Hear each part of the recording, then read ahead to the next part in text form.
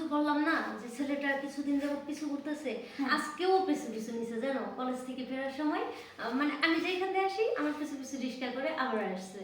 তো আমি যতই বলি মানে আমার বান্ধবীরা শুধু আমারই করে। আচ্ছা তুই এবার যা, তোর গল্প আমি পরে শুনবো না। আর তুমি প্রতিদিন নিজে থেকে জিজ্ঞেস করে শোনো আজকে কেন এমন করতেছো? আজকে আমার কাজ আছে, তুই বাসায় যা। আরে শুনো না, তুই তো মজার রেডি কাহিনী হলি। ঘটছে। শুনো একটা মজার কাহিনী ঘটছে, ঠিক আছে? ওই আমরা সবাই রেস্টুরেন্টে ঢুকছিলাম না, বান্ধবীরা মিলে এই খাওয়ার জন্য। ওই ছেলেটা করছে কি আমাদের সাথে সাথে রেস্টুরেন্টে গেছে জানো। হ্যাঁ, তারপর যেমন আমাকে শুনিয়ে শুনিয়ে এটা সেটা বলতেছে অনেক কিছু। আমি তো বুঝতে পারছি যে আমাকে বলতেছে, কিন্তু আমি রিপ্লাই দিতেছি না। আমার বান্ধবীরা শুধু আমাকে খুঁজাইতেছে যে ওর সাথে কথা বলার জন্য, কিন্তু আমি না ওর কাছেই যাই নাই, জানো না।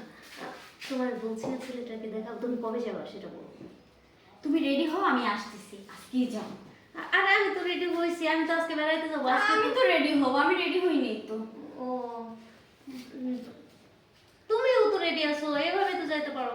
না আমি এই কাপড় পরে যাব না, আমার কাছে এই কাপড়টা এখন পুরানো পুরানো তাহলে লাগছে। এখানে পাল্টাও, আমি থাকলে সমস্যা কি?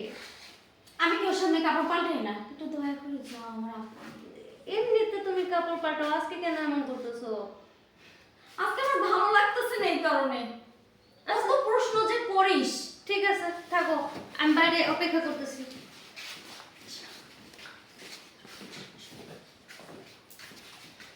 এই দেখো গেছে ওই দিক থেকে এই দিক থেকে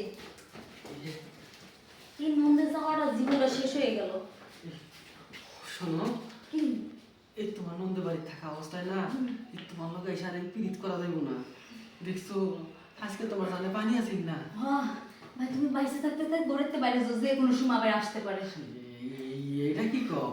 এত কষ্ট করিয়া এত রিক্স নিয়ে আইলাম, এটা আদর না নিয়ে যাবো না। আজকে আর আদরের দরকার নেই, যদি পাইছেন না আসে আদরের একবারে ঠিলে বাই করবো না কিলে। আইলে আইলে ভাইয়া মানুষ দেখে কি করবো? আর তোমার ননদ দিত যদি দেখে হেলায় তোমার লাগে লাগে তোমার ননদ জীবনে ক্যাসা ধরে। আরে না বোঝো নাই, তোমার লগে লগে তোমার ননদেরও এক গাও দিয়া দেবো, দেখবা তো ঠিক হয়। ওই গাটা তোমারে উল্টা দিয়ে দিব। আরে না ওই সে যাও না তুমি। আরে শোনো যাবোই তো তুই ছাপা এমন করতেছ কেন? কেমন করবো? কেমন করে কথা বলো ভালো লাগবে। আস্তে করে দরজা আটকাই দিয়ে সতর্ক করলেন, ওই হারামি যেন কখনো আবার দরজা টুস করে ঢুকে পড়বো। কাজ করো, দরজা আটকায় গেলে তো অনেক সময় লাগবে।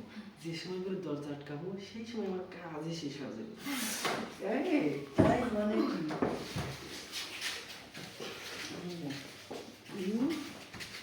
সর এতে